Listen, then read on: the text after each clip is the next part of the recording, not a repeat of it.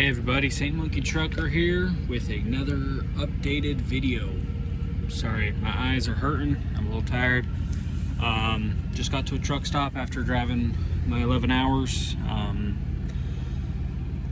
So that's where I'm going to crash for the night. I am somewhere in San Antonio, Texas. We're on our way to Corpus Christi and then Far, Texas. This is actually my first double drop load, so 2 stops on my trailer, which kind of nice, getting double the work done.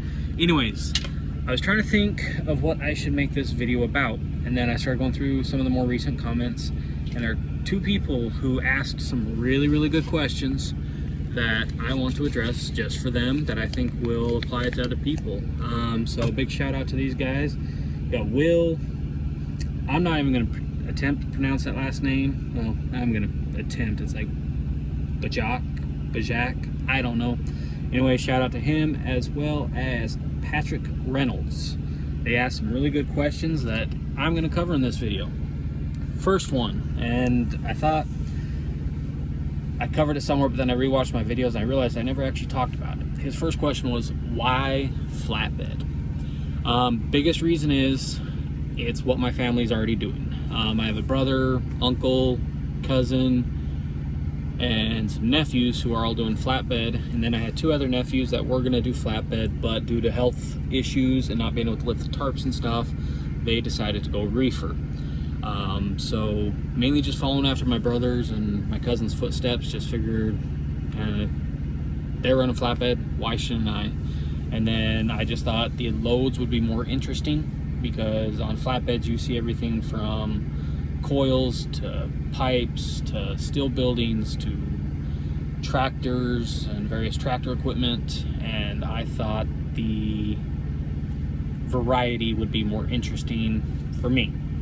Everyone's different, so that's personally why I went flatbed. Just, it's what I knew. So great question. And then kind of a follow-up with those questions, he asked if I could explain kind of the pros and cons to flatbed, reefer versus tanker. So I don't know a whole lot about the reefer unit or the tanker unit, so I don't really have a place to talk about them, but I will talk about the flatbed. The biggest pro for me on why I went flatbed is kind of the schedule. It's not exactly what I thought it would be, but it is fairly similar to what I thought. I have 2 kids at home. I have a 6-year-old daughter and a son who turns 5 this weekend. And for me, kind of keeping a regular schedule was kind of a big deal. Just because if you look at it, most of those running the reefer unit, the facilities that you're dropping off and picking up from are 24-hour facilities. They're running nonstop, and therefore you are running all around the clock. Whereas the majority of the locations that you pick up and drop off from for flatbed are only open during your regular business hours, your 9 to 5 per se. But that's not entirely true, as I've learned. We have picked up and dropped off from a few 24-hour facilities. But for the most part, I seem to be running during the day. But there has been occasions where we run at night. So schedule was a big thing for me. I didn't want to be running crazy hours. And so far it's been pretty good for me. Con to flatbed, and he kind of mentions it in one of his other questions, so I'll kind of tie him into it.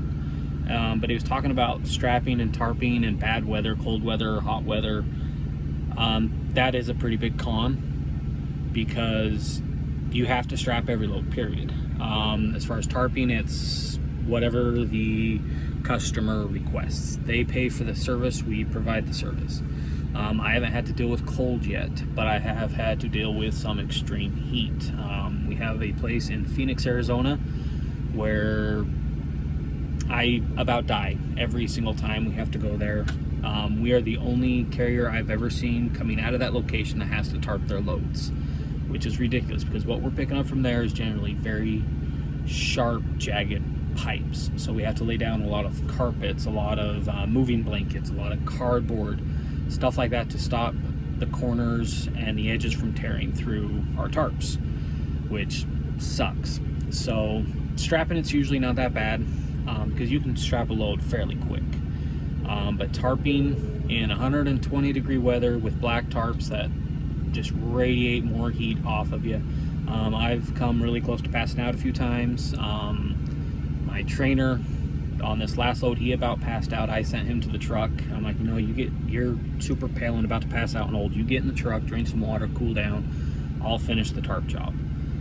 So yes, tarping is a big con to flatbed. If you are not very good with extreme heats or extreme cold, probably want to consider another division. I have been told that with extreme colds, the tarps crack, and that's not good because the tarps are kind of expensive, and last thing you want is for them to crack and have holes in them, because then they're useless and you gotta wait for them to thaw out before you can patch them, and it sucks. I spend many hours fixing holes in our tarps, and it's not fun.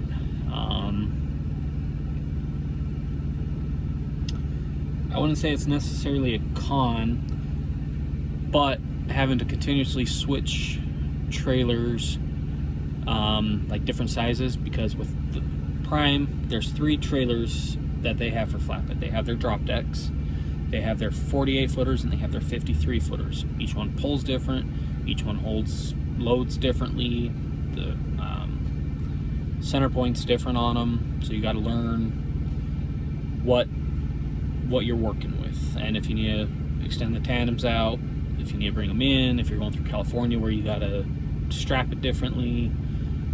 There's a lot of things to consider. In fact, let's see if I can find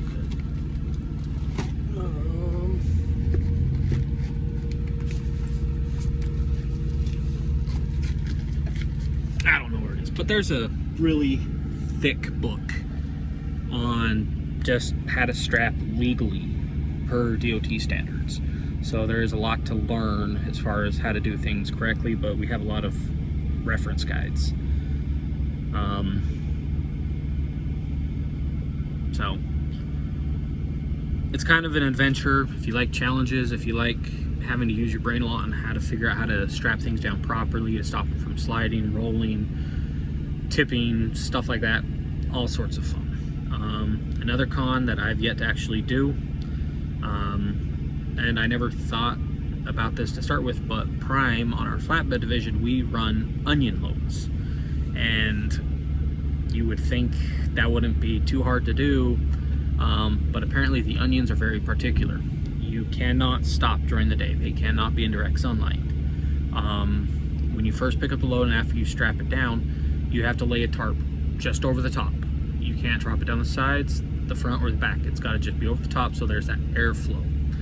But if it starts to rain, you then have to stop. Drop your tarps down the sides, the front, and the back, and then continue to drive. And then as soon as the rain stops, you have to stop, roll the tarps back up where it's just on the top, and then continue driving. So there's a lot of little nitpicking things that can be a hassle.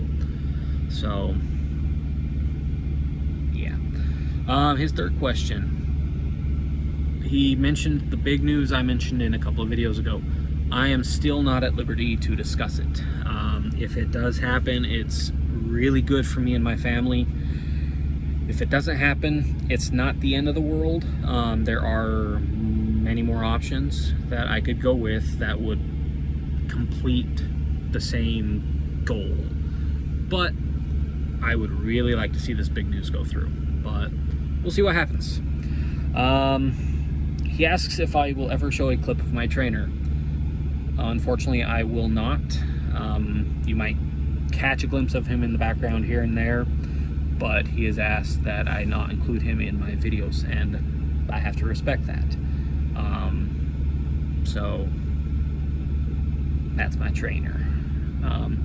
So that was the end of the questions for Will. So again, thank you so much, Will, for watching the videos and reaching out through the comments and asking those questions. Now for Patrick, he really only had 3 3 questions. Well, 2 questions and kind of a comment that I'm going to address. The first question, he was asking about the food situation. I mentioned that my space is super limited, and if he should plan on bringing a lot of dry snacks and things like that to eat.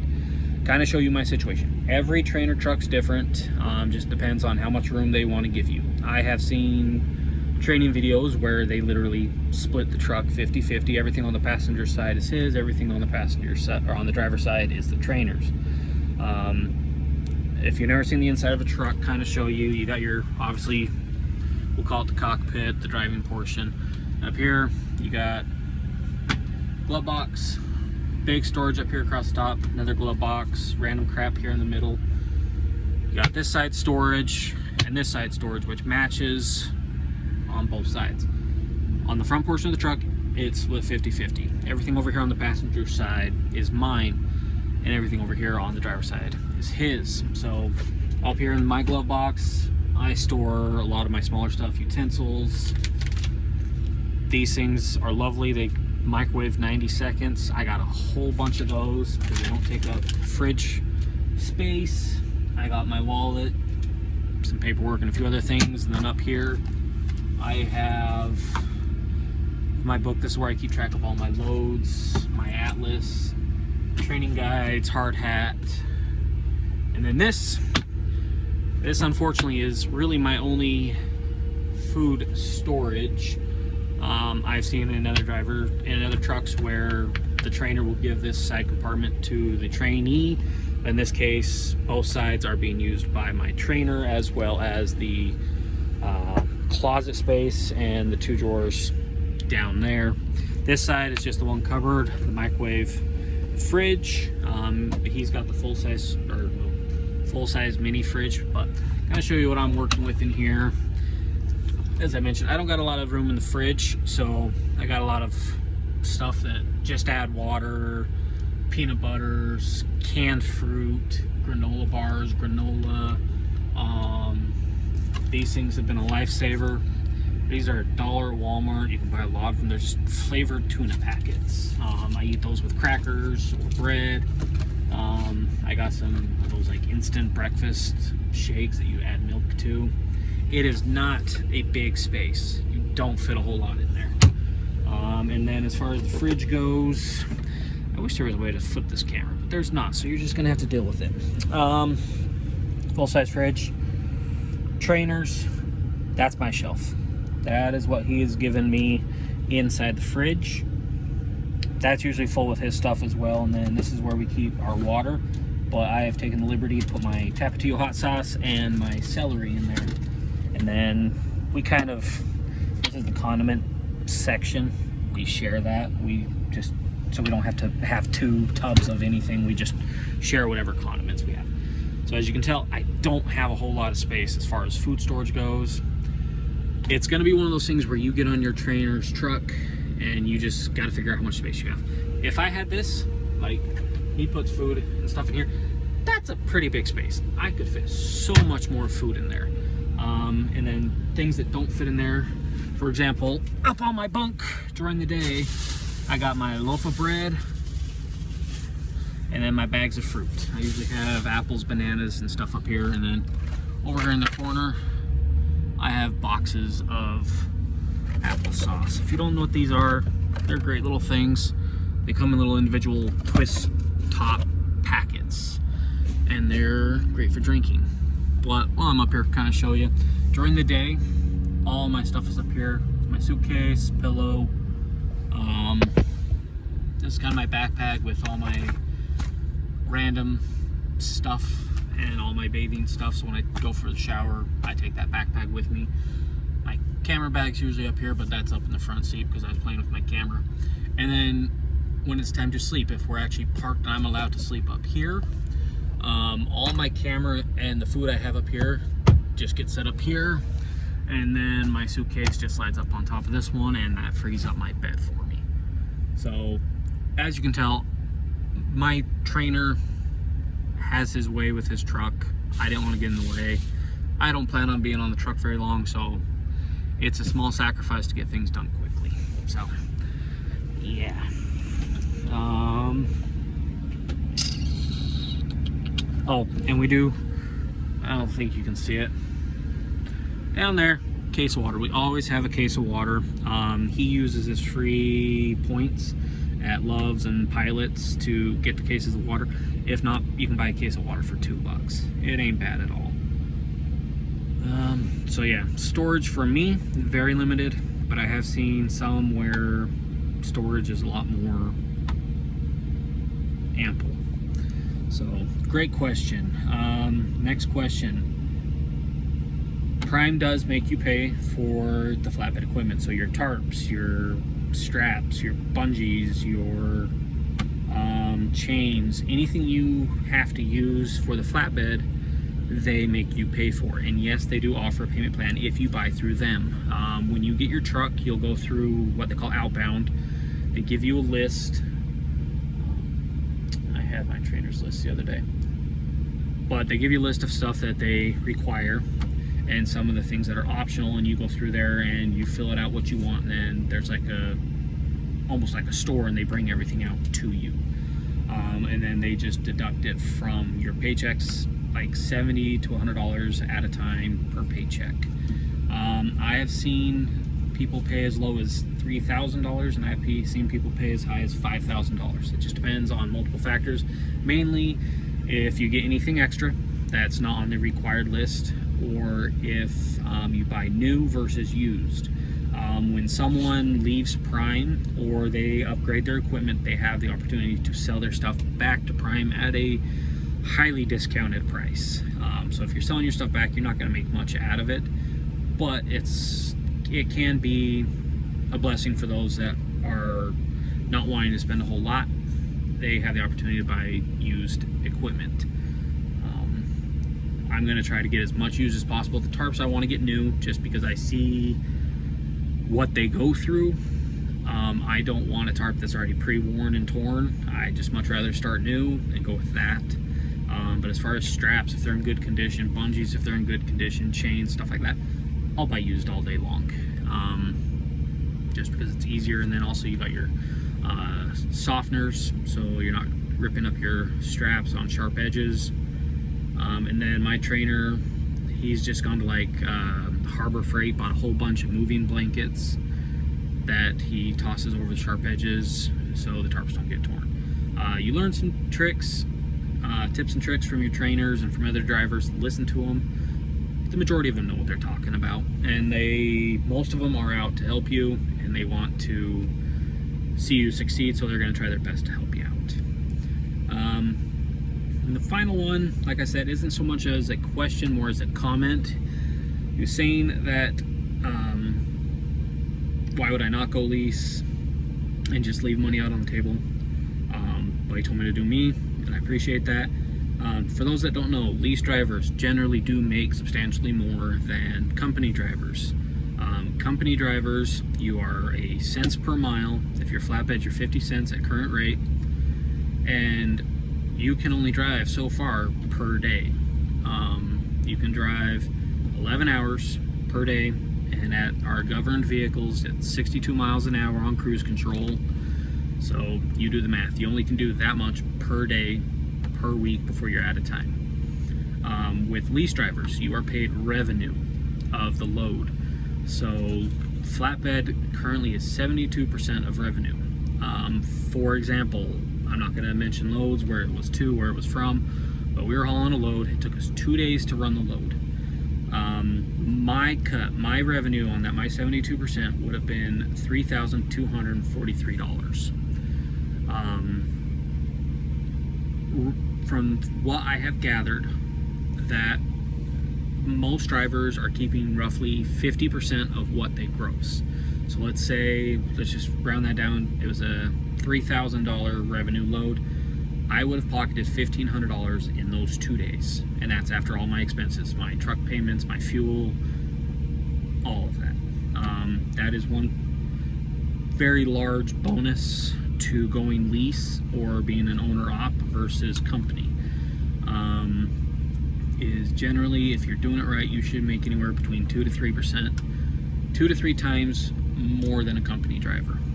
Now, disadvantages to lease, as I kind of mentioned just a minute ago, you have to pay your truck payment, you have to pay for your fuel, you have to pay for your maintenance. It is a lot more costly to be a lease driver, but if done correctly, you still make substantially more. Is that always the case? No. There are many lease drivers, many owner-op that are really bad with their finances, really bad with their money, and they lose it all because they can't do it right. I have a lot of family that are lease ops, owner ops, and so I kind of have that example to follow of how to do it the correct way, because it can be expensive. And don't forget, the government is going to want their cut. They tell you to put roughly 30% into a savings account to pay for your taxes. So count that into consideration too, because if you don't pay your taxes, you get in a lot of trouble, and we don't need trouble. So that's going to wrap it up for this video. Again, shout out to Will and Patrick. Appreciate the comments, appreciate you following me, and if you haven't already, subscribe, hit the bell so you're notified when I post more videos. If you have any questions yourself or any comments on the videos or anything you'd like to know about Prime, about running Flatbed, about the training process, if I'm able to, if I'm at liberty, if I even have the knowledge, I'll be more than happy to make a video for that. So yeah, one more good thing, since we were just actually talking about lease stuff. This is a rumor. You didn't hear this directly from me. I am on multiple Facebook pages that have a lot of Prime high-ups that are on those pages. Recently there was a gentleman posting about a big meeting that was held with all the high-ups at Prime, talking about the future of Prime and things that they're working on. One of which was, rumor has it, that sometime in mid-September they are going to bring back the lease purchase program. If you don't know what that is, essentially you're doing the lease program, but at the end of your lease you keep your truck. Only downside is you do have to have a very large down payment at the beginning. Compared to their standard lease program, there's no down payment, no credit check, nothing like that. You make your payments, but at the end of the lease you have to give the truck back. And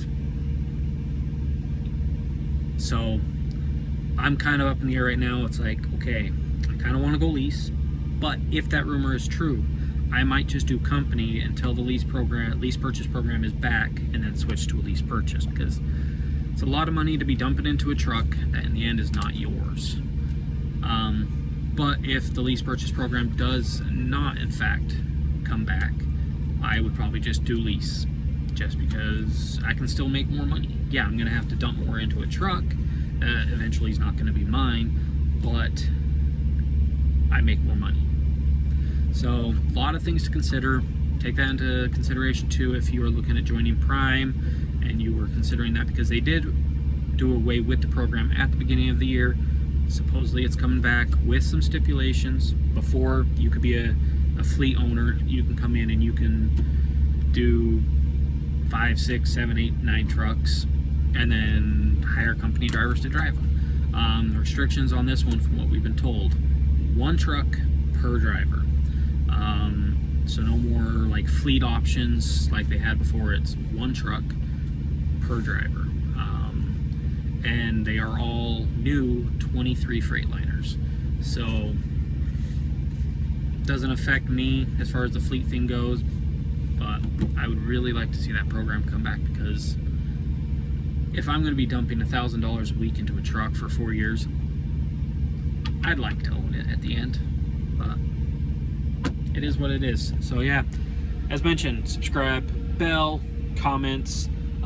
If you are looking at joining Prime, use my driver code. It's HAUZRK.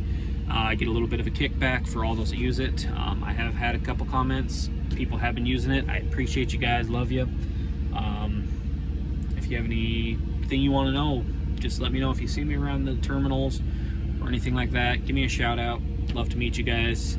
But until next time, stay safe and take care of yourselves. See ya.